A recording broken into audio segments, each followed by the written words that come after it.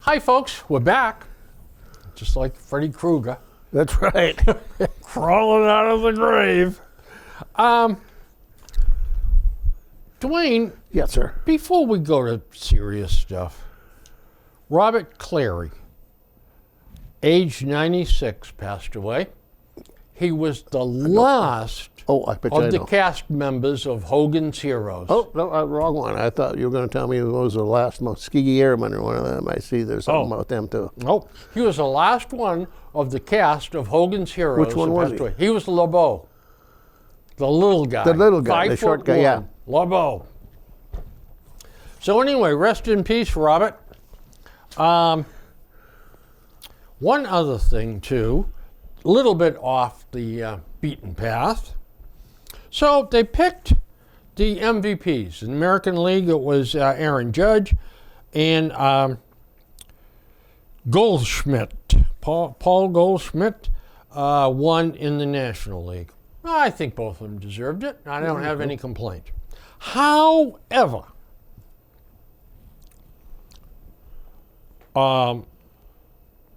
Otani, the Japanese player for the California Angels, Yep. he went 15-9 as a pitcher with a 2.33 earned run average. Yep. That's up close to being the best in the Oh, yeah. league.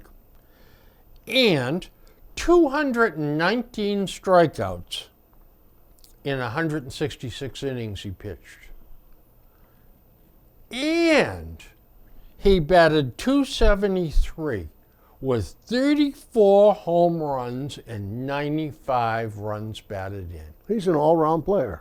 Damn good all-round player. If he's not the most valuable player to his team, Yeah. then this whole thing is wrong. I think there's a lot of politics going on in Yeah, that kind of stuff. because here's a guy that's doing two jobs. Yeah. And by the way, Usually a pitcher doesn't have to worry about his batting average because they got a designated hitter to take care of that for him. yeah, so here's a guy that's doing two jobs, both of them at extremely high levels. How can you possibly pick anybody but I him don't know. as That's the MVP? It just doesn't make sense. Big deal. Aaron Judge hit 62 home runs. Yeah. And he batted .311. Hey, great season. good job. Okay. Yeah. But maybe because the Yankees made the playoffs, maybe that swayed some people too. That helps. But I'll tell you what, you give me a chance to take either one of those two Oh, yeah. players, and you know who I'm taking. Absolutely. Yeah. So, I mentioned to you this earlier. Some of the House members are talking about what they're going to do. They're going to investigate Hunter Biden and the laptop and his ties to the big guy. And they're going to investigate this. They're going to investigate that. And I think, well, I don't know how they're going to handle the January 6th committee, because that obviously is going to change chairman. So, but the tagline was, is this what the American public wants? No. No. We said before. Yeah. They want to do something. Solve the problem. Exactly. Get the thing Yep. rolling. Get this country back in line. Now, you've got an I got something interesting here. article. I have a quandary over. This was in the Sun Chronicle, down the bottom of the front page. Headline is, Foxborough Church gets a $100,000 grant for security. In the body of it says, Grace Chapel on Mechanic Street is getting a $104,492 grant for security. I don't know anything about Grace Chapel, but a church, big or small, on Mechanic Street has a security problem worth $104,000? Squirrels, probably. What kind of threat could they possibly have gotten that nobody knows about? If they've been getting threats that are so serious, it's worth $104,000 of taxpayer money. We should know about it. Well, not only that, Dwayne, Prepare ourselves for this threat. but if their insurance company has said, if you don't put a security system in for this church, your rates are going straight up. Yeah. So they said to a grant writer, get me a bunch of money so we can put in a top flight security system, and the system regurgitated that. Can you imagine if every church in the area, just the area, did this? I mean, It would swamp us. it's nuts. And then one of the letter writers to the thing, of course, he got in there, and I thought there'd be outrage over $104,000 of taxpayers' money for a church for their security, and nobody else got it. It seemed to get anything, but he brought in, well, separation of church and state, but that's not the idea of the article. The article is there's $104,842 of taxpayers' money going into that church. For what kind of security risk? Mm-hmm. You know, everybody can. If you want to say, well, they want to put in these cameras and everything else. Well, so does everybody else. Sure. But they're not getting 104,000. That's right. Yeah. Exactly. And why should a church be treated any differently than Joe's repair shop? That's right. His business or could have the same Eddie's threat. cabinet shop. All right? We're a secular nation. Okay?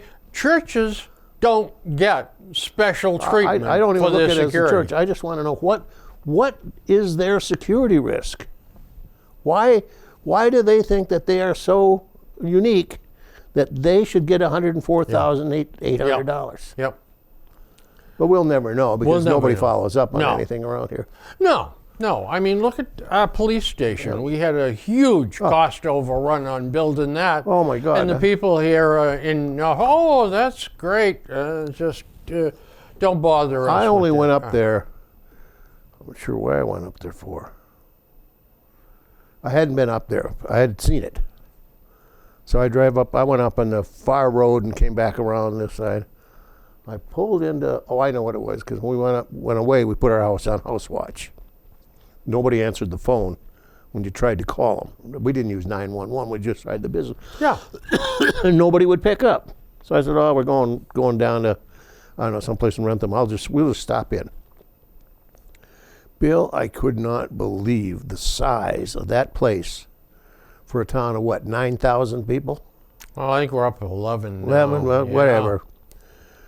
I suspect there are towns in this country that with 40 or 50,000 people that don't have that much facility. And do you think that it would be possible to put it in a worse place? No. It is inaccessible. It is at the ragged edge of no place. Yeah. Another 100 yards and it'd be in Plainville, for heaven's sakes. Yeah, oh yeah. But yet, where's the outrage? The only thing I thought of, well, they're up high on a hill maybe because of transmitters. But you can always put your antenna. You don't have course. to put the whole place there. But regardless, it's just the facility looks like there's so much more than the town needs. I can't imagine what they're going to try to do with the fire department. Now, somebody had an idea that I thought, now that's a smart idea, but it'll never fly. Somebody's going to put the kibosh on that one. Is that build a 2-story, make the second story the space you don't need into either apartments or commercial, and use that money that generates from that second part to offset the cost. Even if they used it for office buildings, for some of the committees in Yeah. town that are looking for space. Now, the town hall is another example of waste. The entire center portion is open. Open. Why the hell couldn't they put a floor right across them? Well, years ago, Bill, we hired a financial consultant, and his bottom line was, it's not that Norfolk doesn't have enough money. They just waste the money that they have. We do not have a tax problem. We've got a spending Problem, that's right. And Norfolk is, it's I think Norfolk has become too affluent. And Yeah. the people say, what the hell's the difference? We're going Just to let pay 'em- high taxes Yeah. no matter where we go. And And a lot of people, they don't care. They just No. because they're moneyed. They are affluent. They said, oh yeah, it looks nice. Don't bother me with it. Whatever you want. And the last time we appropriated the money, it was for the police station and the fire station yeah, but- combined. And one of them spends the whole pot. It goes over $1.5 million over Yeah. for the police station and not 20 cents left for the fire department. And now the costs of construction have risen, of course.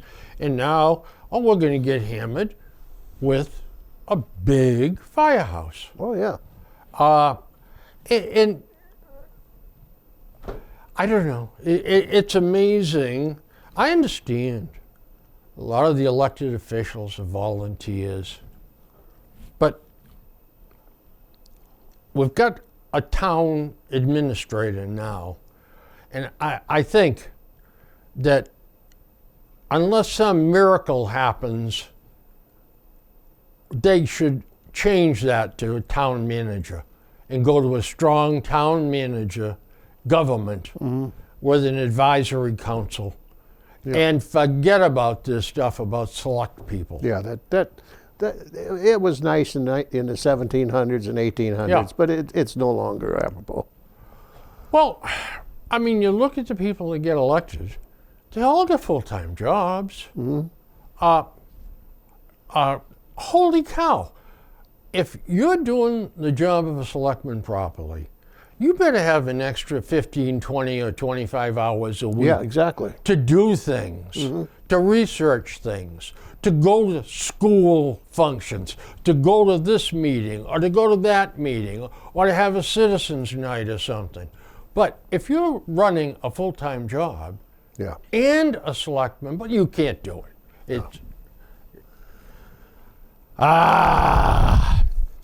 Anyway, you know what you never seem to hear anymore?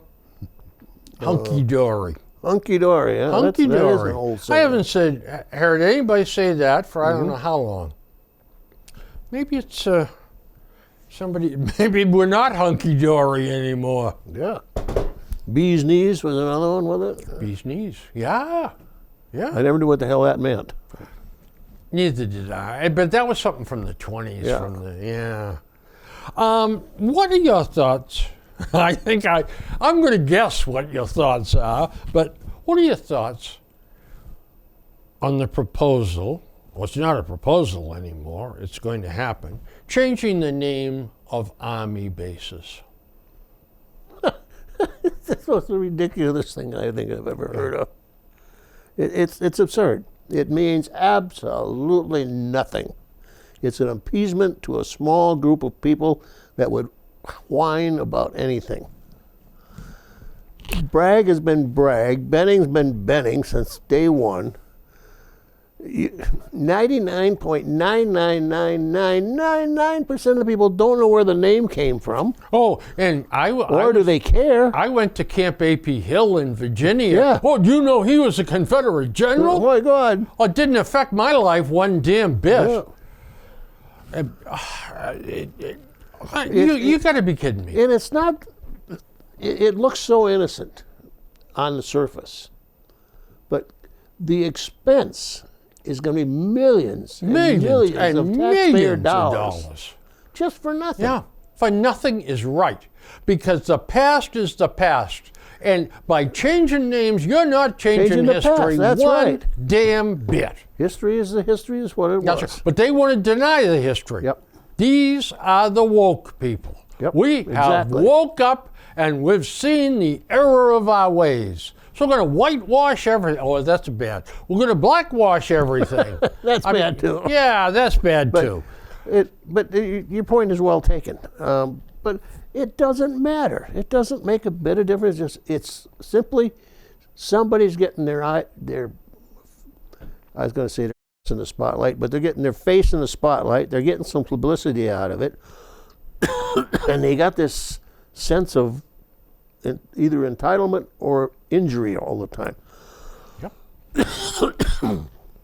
I don't I don't understand it. You know, here's another thing I don't understand. Oh, I do understand it.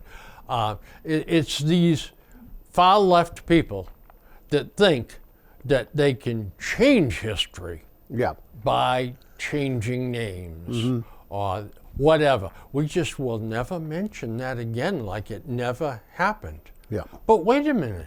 Don't you want to remember that we fought a civil war to free this nation of slavery? But we didn't do that, really. It was to maintain states' rights. That Civil War was not fought to eliminate slavery. No. It was to confirm That the was fact that we were one nation. That was a cause brought in when That's it right. wasn't being supported. It was an adjunct Yeah, happening of the Civil War. But nonetheless, it's over. It's done. And you can't change. But they keep changing these names Yeah. for some crazy reason. Madness. Now, years ago, we had a meeting, and it's just, age is getting me. It's Yeah, I either know. Me too, every Savannah day. or Charleston, one of the Okay. two. Both of them are nice cities. They're really nice places. They knew what to do with urban renewal. They made it. The Very Savannah nice. Airport is one of the nicest airports I've ever been in. Oh, you're right. It is really nice. But the thing I noticed, I saw, and I thought right away, I thought, what would happen at home here when they renewed or redid the historical part of the city? They didn't hide the slave fact. They rebuilt the slave auction with the big stage out there where they brought the slaves out in the shackles and they auctioned them off. I could see here there would be such a fuss, they would have to bury that. They couldn't show never. that. Yeah. Never show that. But they said it's part of our history. This is what happened here, and this is how we did it. This is what it was. They're not saying they approved of it. They just said this is what it is. It is what it is, Yeah. or it is what it was. Yep. Yeah. I'm surprised they haven't tried to eliminate the Salem witches. Yeah, I mean, that was a dark spot in our history. That's right. But it's in Massachusetts, and they do everything right in Massachusetts. we're the They're a hub- fully woke society. And Hub all of the that. universe, Yeah, hub of the universe. That's right. Hey, by the way, there was an article in the paper this morning that suggests that Charlie Baker may have presidential I ambitions. did see the headlines. I didn't read the article. Yeah. Interesting. Yeah. He could be an interesting candidate. Yeah, he fits he can wear a lot of hats. Yeah. He can, And he personally, he is more conservative than he ever acted. yeah. But in order to be elected, he realized what he had to be. And it's like Frank Woodward, that was our rep from Walpole. He Yeah. told me one day, he said, Bill, he said, I'm a Democrat in name only. I'm a Republican all the way through, Yeah. but I can't get elected if I'm not a Democrat. So I'm pretending to be a Democrat.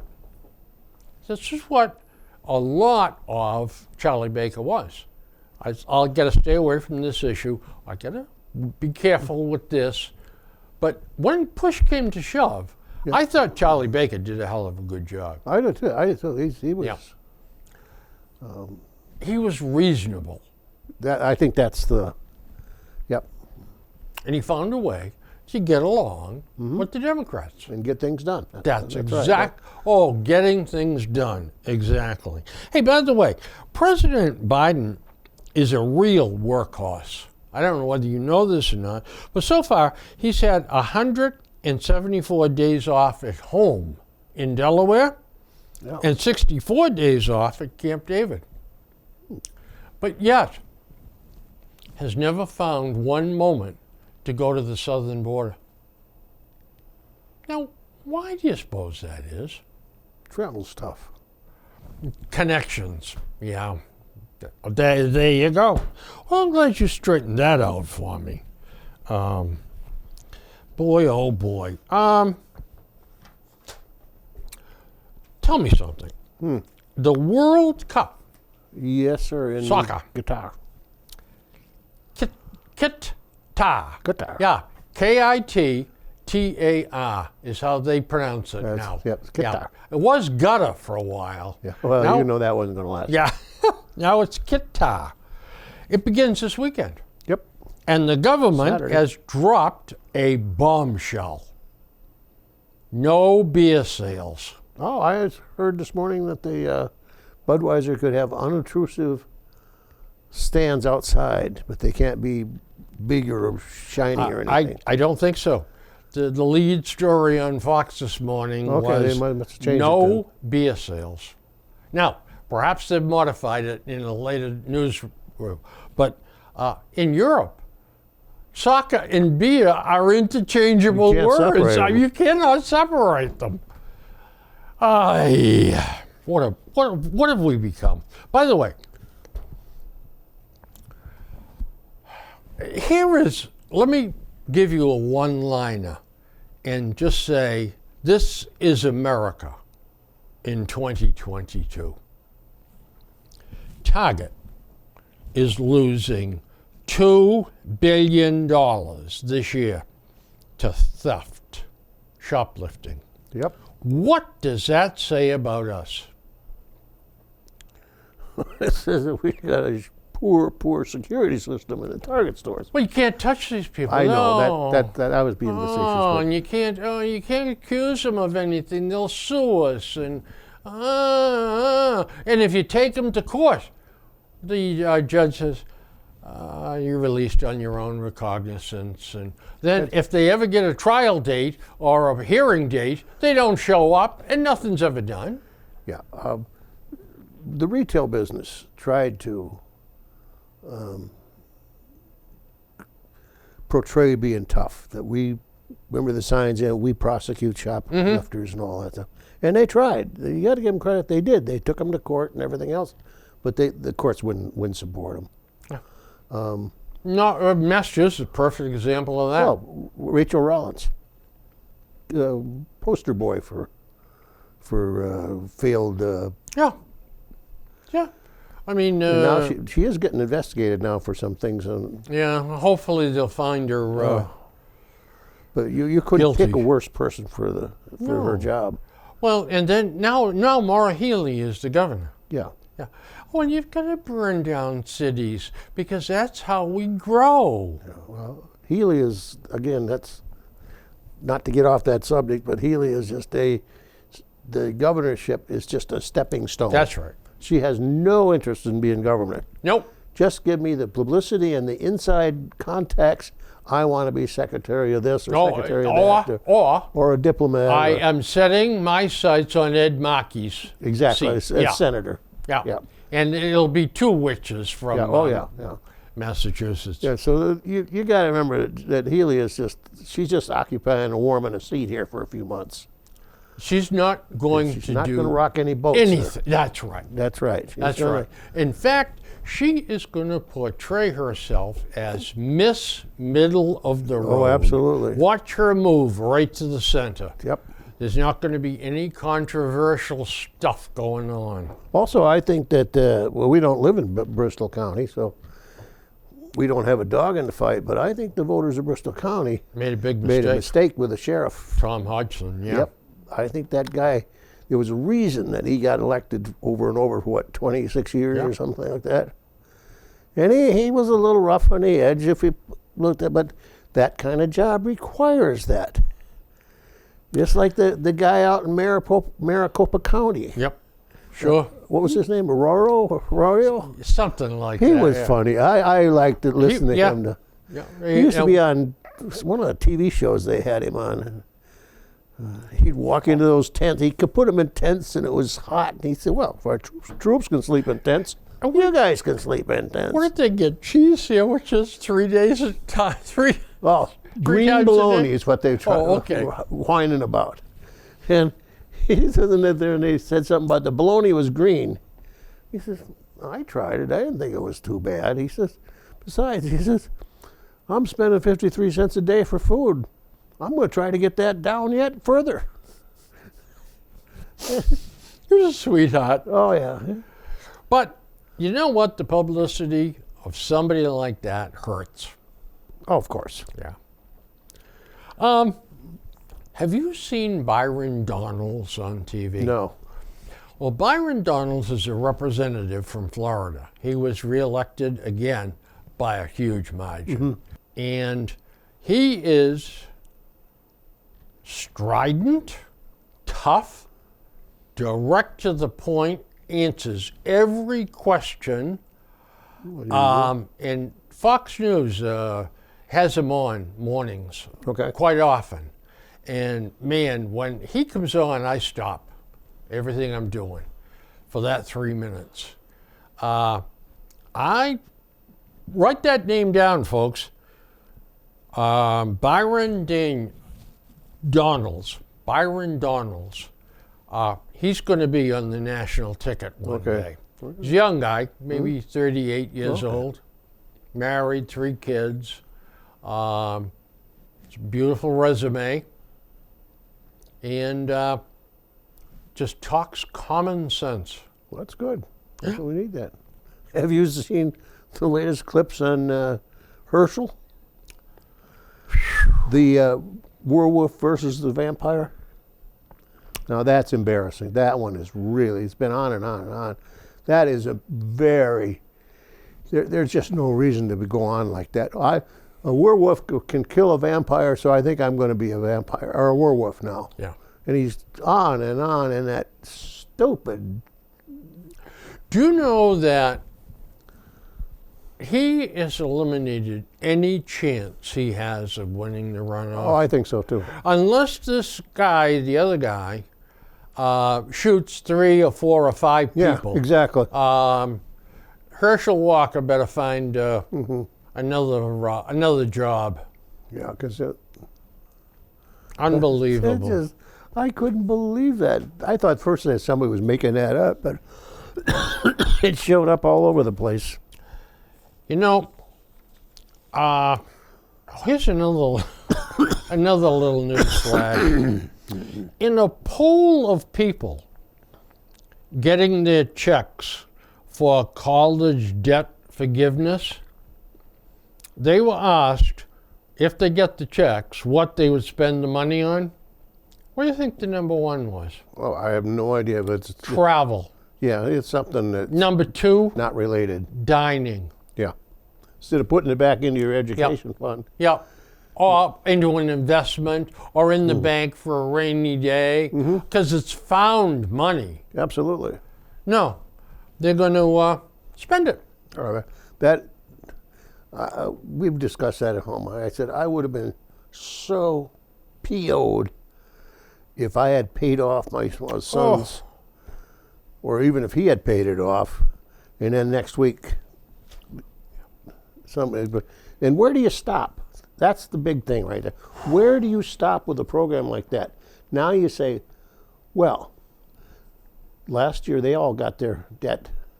How about this year? How about mine now? How about mine? Then how about my kids' kids? How about my grandkids? That has to go on forever. Absolutely. I mean, look, how about reparations for slavery? It's the same thing. Yep. If you give everybody today, let's say, I don't know, just pick $100,000, what about the kids that are born next week? Or next year? Or the year after that? But it's the socialism. Well, we'll take care of them. Forever? Yeah. Well, because we're going to become a socialist nation. Yeah, We're going to take care of everybody. Unfortunately, Bill, there are some out to the grave. There are some out there that would just as soon as want us to go that way. Absolutely. Yep. Absolutely. Yeah. The squad. Just watch what absolutely. they say. Perfect example. Yep. You notice you don't hear a hell of a lot about them anymore. Yeah. Wouldn't it be nice if they just all went away? I mean, that would certainly make me happy. Yeah, me too. Boy. How you can elect some of these people to an office? How do you elect AOC? How do you elect a Marjorie Taylor Greene? You know, it's just beyond me how you can vote for such idiots. And open. Now, I'm not talking about they maybe, you know, a little eccentric. I mean, out and out idiots. Yes. Yeah. Unbelievable. Unbelievable. But you know what, though? You look at some of these people, they come from college areas. All right? It's the colleges Yeah. and the high schools are infecting these kids. And it's now their turn to vote. Yep, that's true. I think that they we're making a generation of The something for nothing yep. crowd. I don't want to work for it, but I want all the goodies. Yep. Yeah. Maybe what we need is a real serious recession or depression where everybody has to go to work Yeah. 2 jobs. I don't know. Well, the young people here don't know even a recession. We don't. They've not been in a situation where you can't find a job, much less a good job. You can't find any job. Yeah, I know. You know what, Dwayne? We had a discussion, you and I, and I'm looking for the article. What was? Because- Do you remember what it was? Yeah, we were talking about the massacre down in Texas, Oh, and the fact that the police department Yeah. did absolutely nothing. Well, I have an article in the head. Well, I guess it's not important to read the article or even hold up the headlines, but I remember saying to you, you know what?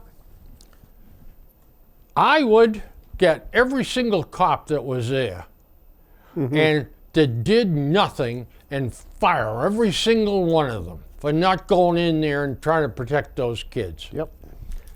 The town of Uvalde, the district, did exactly that. Yeah, I saw that They yesterday. fired every single bloody one of them.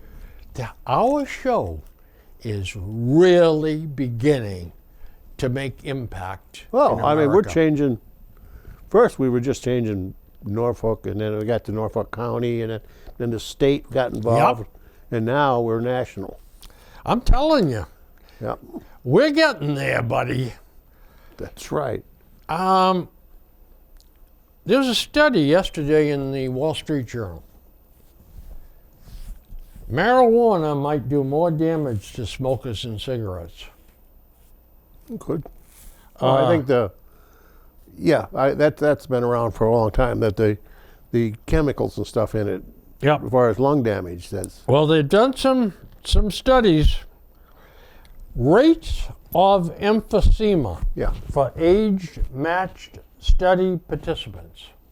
Marijuana smokers, 93%. Yep, it's hard on your lungs. Tobacco smokers, 67%. Non-smokers, 7%. Rate of bronchial thickening for study participants. Marijuana smokers, 64%. Tobacco smokers, 42%. Non-smokers, Oh, there's 11%. no question about it. They're not. It's I want to say dirty, but it's got a lot of foreign chemical stuff in Yeah. it that shouldn't be in there. Yeah, I've never smoked marijuana or anything like that, but I've been around it and no I've big smelled deal. it, It's no and big it's deal. it's awful. The smell. Yeah, it's got a funny, Yeah. a pungent smell to it. I walked into an apartment, and there was about 15 or 18 girls and guys in it. We were invited to a party back in my single days, and they're all smoking pot. you had to cut your way through the smoke with a knife to get in the apartment. It was awful. I stayed about 5 minutes and said, "See you later, folks. Gotta move." If you're a non-smoker, particularly, it's any kind of stuff like that. Yeah. We quit going down up Twin Rivers because of the smoke down there. Yeah. It's tough. Farms in the crosshairs of land development. Boy, there's some battles going on out in the Midwest. It certainly is. Now,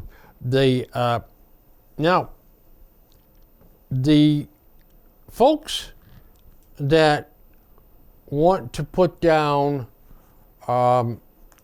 the panels for sunlight and generate electricity that Solar way, fields, yep. to me, are the most serious problem because they just smother the entire land. But they are experimenting with putting them up on like 15-foot platforms and putting them up in the air like that and spacing them out so the tractors and stuff like that. Now, I wonder about whether they, is it going to be enough rain get down and sunlight get down to the crops if they do that stuff on top of them? Well, I agree with what you're saying, but when you look at land here and you look at land there, it's two different things. Yeah. Because we have so little open space here, and there it goes miles and miles and miles. Oh, miles and miles and miles. You never, out where I come from, for somebody to own 2,000-3,000 acres is not. Yeah. It's not unusual. I mean, you drive across the state of Kansas, you could almost close your eyes. Yeah, you're just going to go on and on and on. Yeah. Yep. So I don't see it as as a pending problem that we're going to use up all our land for that. But the bigger problem that the Midwest is facing is price of farmland, cropland. It's skyrocketing. Chinese are coming in and they're buying up property. Precisely, and it's not just the Chinese, but corporations are forming these things where they're going out. Same thing happens here. You don't have an independent auto dealer here anymore. Bach is not Bach. It's all consolidated. It's all some big conglomeration that owns them all. That happened in the Midwest with people like. There's probably, I don't think probably in the state of Wisconsin, Minnesota, there's an independent John Deere dealer anymore. There are companies that own 200 dealers or 300 dealerships, but they're all owned by these big conglomerates now. And the same thing's happening in land. They're out there buying up every little piece that they can get their hands on. And they're just driving that price that's going crazy. Up goes the prices. And at some point, they're going to control everything like I that. personally do not feel that we should be selling anything to the Chinese. Oh, I don't either. I mean, this is nonsense. But how do you tell somebody that owns the land who we can sell to? Well, you've got to. I was very disappointed that they let Smithfield, the pork producers, go to a Chinese company. Now, you can't stop Volvo from going there because we don't have anything to do with Volvo. But any of those kind of things, I don't think we should sell anything like that. It's national security. Absolutely. Yeah. Our food chain depends on it. What if, just what if, but this is a horrible thought, but what if somebody decides to organize a boycott against the U.S.? We're not going to ship them any food. That's right. Yeah. Very good point. So what do we do then? Okay, we were self-sufficient, just like we were with energy. That's right. But this is foolishness. No, it's not. It's criminal. It's dangerous. Yeah. It affects our national security. We should not be doing it. But there's the little guy that sets out the Midwest, and he's, in the old days, I mean, there was a lot of little farms. Mm-hmm. I mean, little farms. Yeah. maybe a guy 640 acres. or even 140. Yeah. All right, a quarter, yeah. Yeah, or and then he'd have a barn. 160s, That's yeah. 160 quarters. Because they used to go like Yeah, that. 640 divided by 320. But a lot of people back in the 30s and 40s and 50s, 60s even, no, not so much 60s. But that was a family affair. They had, and a lot of more dairy. And they had a 140, 200 acre, maybe someplace in there. Sometimes even guys 70 or 80 acres. Yeah. And he had himself 10 cows or 12 cows. It was enough to get by. They were poor, but they were still making Sure. They were living. Yeah. But then things changed. You had economy of scale. These guys all got bought up by the neighbors or somebody else, and pretty soon things got bigger and bigger and bigger. Sure. And now it's to the point where if you're into, like when we were there in September, and we were staying at Monica's, one of her sisters, and they live out of, there's no city, it's just it's all rural. And they live in this valley. I mean, it's beautiful. I mean, you drive into this thing. Well, their last name was Patnode. They live on Patnode Lane in Patnode Valley, so you know what they own. And you just drive it, it's all their land all the way through that valley. And it's really, really, it's pretty, it's nice. But they don't dairy anymore. Very few people dairy. You can tell when you drive by a farm and the barn is there, but there's no animals around. They're raising corn and soybeans and stuff, cash cropping. And every once in a while, you'll come to this thing where these big, low buildings are, and you look and there's thousands of cows walking around. That's where all the dairy went, to these huge things. You'll see these things, they might be milking 2,000, 3,000 cows. Yeah, they're factories. And outside sits maybe 4 or 5 of these big tanker trucks. And they fill one and they fill the next one, and they're just coming in and going all that. They milk 24 hours a day.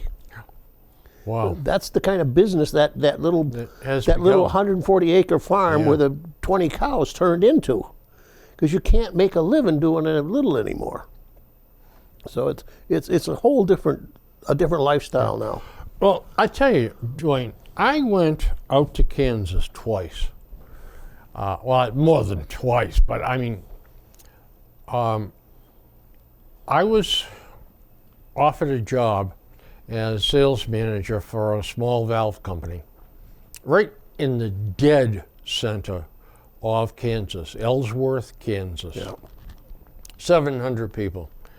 And the fellow the owner that tried to hire me, wanted to hire me, had me out there twice, was an interesting guy.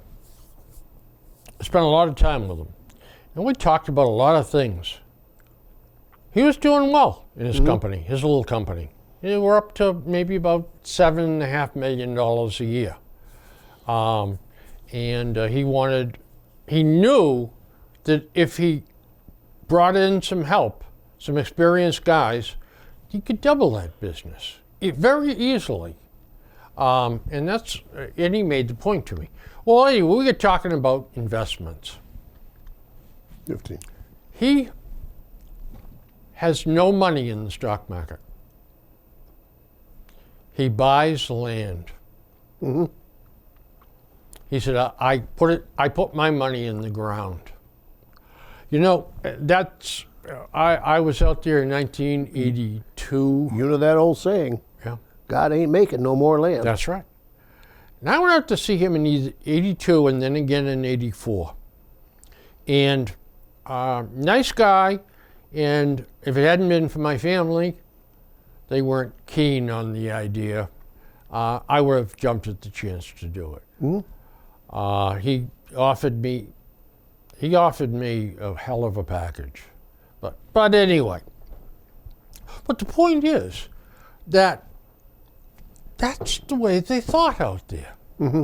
Put money in the land. Yep.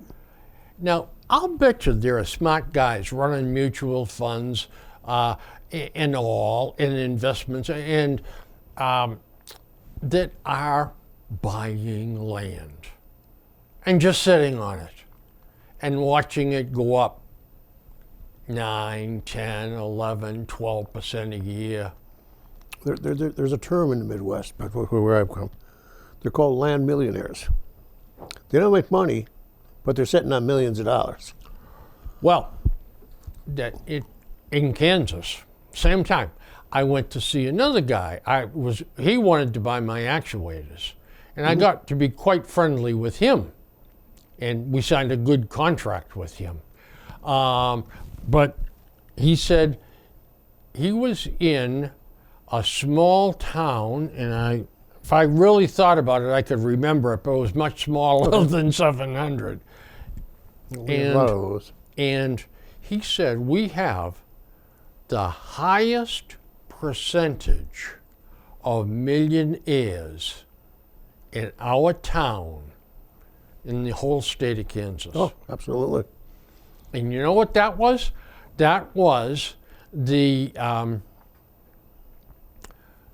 oil patch that they discovered, the El Dorado oil patch in south central Kansas. They discovered it in 1946 and 1947. And he said, everybody is sitting on oil, Bill. And we've been renting out the mineral rights to the big companies. And he said, everybody in town's a millionaire. He says, we may look backward, but we're all millionaires. That's right. That's it. One time, not this time, but we skipped a few years out there because of the pandemic stuff. And we went out there, and the same guy, he belongs to the American Legion. And they were having a fundraiser, and they had a cornhole tournament. You know that thing where they throw the beanbags and through the holes? Yeah. Sure. Okay. One of the football players is trying to start the league here. But they had it at their American Legion. And there's probably 200 people there. Maybe 300 even, that place. It was packed in there. And Monica says, oh my God, look at this, sort of a poo-poo. And I says, you've never been around so many millionaires in your life. I said, most all these people here, I said, if they own 100, 150 acres, they're worth over $1 million. She said, oh my God. I said, some of these guys got thousands of acres, but they don't look it. The guys that there was in that little town that wanted to buy my actuators, his father came to lunch with us. Now, he's told me later, he says, Dad owns a lot of the company. He's the one that set me up in business, and he comes and he meddles, but he leaves me alone. But he said he likes to come to lunch and talk to other people that come to visit. He said, do you mind? I said, no, of course not. So Dad paid for lunch at this tiny little restaurant with just wooden tables and chairs and nothing else. Now, what do you have, honey? We got beans and franks today or something else. That was it. You didn't get anything else. But anyway, so the father paid. Dwayne couldn't believe it. He pulled some money out. 10 bill. And then pulled out a purse, the clasp purse. I can see it. And opened it and started to put some nickels and dimes down. Yep. I tried to figure out what he left for a tip, but it wasn't much. No, some of these old guys. So anyway, he got up and left. Then his son, and I took $2 and threw it on the table, left, and they didn't see me do it. No, I know. And that's what I had in my pocket. I just reached in my pocket. I was embarrassed. There are also parts of that Midwest made a unforeseen windfall, so to speak. In that part of where we grew up anyway, was the last of the glaciated areas. And that's where, like Minnesota and Wisconsin, got all their lakes. 10,000 some in yeah. Minnesota, 9,000 in Wisconsin, where the glacier dug out these morasses. Then they filled up with water. You know, long time, long Yep. before there was people there. But anyway, it left north of us. It left a lot of rough areas, a lot of rock and stuff Sure. that fell out of the thing when the glacier moved down Yep. from Alaska or wherever it moved from. So the farmland from us on down to central, north central down, is good, really good. But it's spotty. You can get an area like, say, here in Norfolk, and the dirt is almost like this. No rocks, heavy, nice stuff. Black You- loam. Yeah, exactly. You go to Millis, on the other side of Millis, It's it all might be rocks. sand. No, sand. See, yeah. Like beach, almost Yeah, like some yeah. beach sand. Well, some of these people, if you farm in those days, the older days, they were the poor ones. The guy with it sitting on the heavy soil were the more affluent. They made a lot more money. But of course, that changed when things like soybeans came in, which favored the lighter soils. Yeah. But the guys on the real sand holes, they call them sand holes, suddenly found themselves in great demand. It just so happened that the sand that was on their farm was I didn't know there was different kinds of sand until years ago, was exactly the sand that they used for fracking. I know. It had certain, I don't Yep. know, edges to Yep. it and made out of quartz or some damn thing. Well, this stuff was worth a fortune. It was worth and it is still worth Yeah, a fortune. I mean, they had trucks day and Yep. night coming in and Yep. digging out these fields and stuff. There's So something- much that the state had to step in, or they would have had looked like these open pit mines where Yeah. they had dug all the sand out. But these people became overnight millionaires. Yep. It's amazing. There's one more story I want to get to here. I know we're starting to run out of time. So, MBTA needs to hire 750 new bus drivers for the way that they're going to handle mass transportation in Boston and the suburb. So they're having a tough time recruiting these 750. And these not guys surprised. wrote an editorial that, when I saw this, I knew I was going to talk about it. Safety should be job one. Yeah. Can you imagine a 19-year-old kid out of high school, typical 19-year-old, without a lot of skills, no driving experience, No. because in the city they don't drive, they don't get driver's licenses, and try to train him to drive one of these double buses in Yeah. Boston? Can you imagine what that is going to end up looking Oh, like? it's going to be chaos. It's They're going to do this. The T plans to pay approximately $4,500 from the course. Those people are going to come in and teach them how to do it. $4,500 a piece, and permits run from 50 to 90, and there's a $4,500 signing bonus too for anybody that signs up. Guys are going to be signing, gals too, going to be signing up for this to get that $4,500 Oh, yeah. signing Okay. bonus. But can you imagine people that have never driven in their life are yeah. going to drive No. huge buses? no, I can't. But it's going to be it's going to be a fact of life. That's going to That's happen. right. And boy, I'll tell you something. The insurance companies that insure these things, I saw when my son was learning, just got his permit, and the first Sunday morning, early morning, we made him get up, and we were going to go out, and we pulled out of my house onto 115, and he damn near hit the neighbor's mailbox. I said, "What the hell?" He said, "Well, I don't know." I said, "Get under where you're supposed to be." "Well, I don't know where that is." And then it dawned on me, he had never driven anything, ever. You know, when I was that age, I had driven trucks on the farm. We had 2.5-ton stake trucks, tractors, combine, pulling stuff with trailers and stuff. I knew how to drive. Farm kids they're driving around, sitting on a tractor already at 7 or 8 years old. And he had never any idea of where that steering wheel was or where the vehicle was. So I made him pull over. I said, we're not going to make it to the parking lot over to the school. He'll have run into a tree or something by that time. I made him get out. I took him over there and we started in the parking lot. But it never dawned on me that he wouldn't know the basics.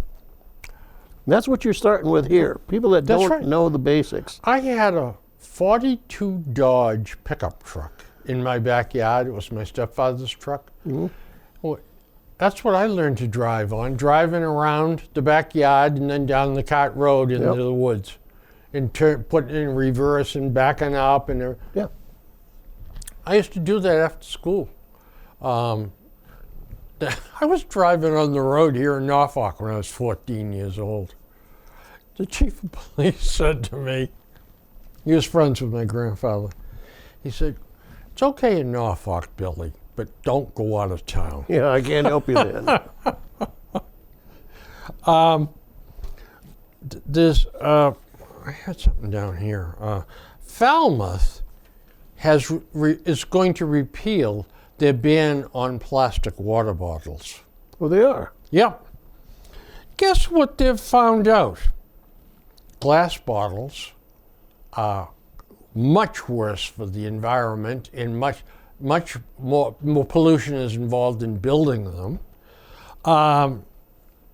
Aluminum cans emit twice as much carbon dioxide through the production process. Mm-hmm. So basically what they're finding out is these plastic bottles that they're banning are much better than either aluminum cans or glass bottles.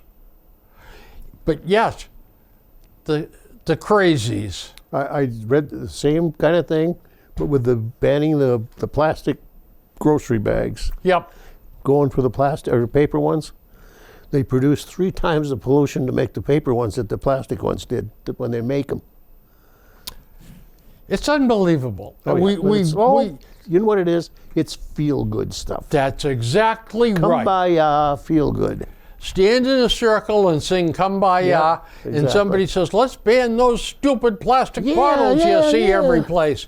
And a whole movement starts. That's exactly right. And based on nothing but fear and superstition.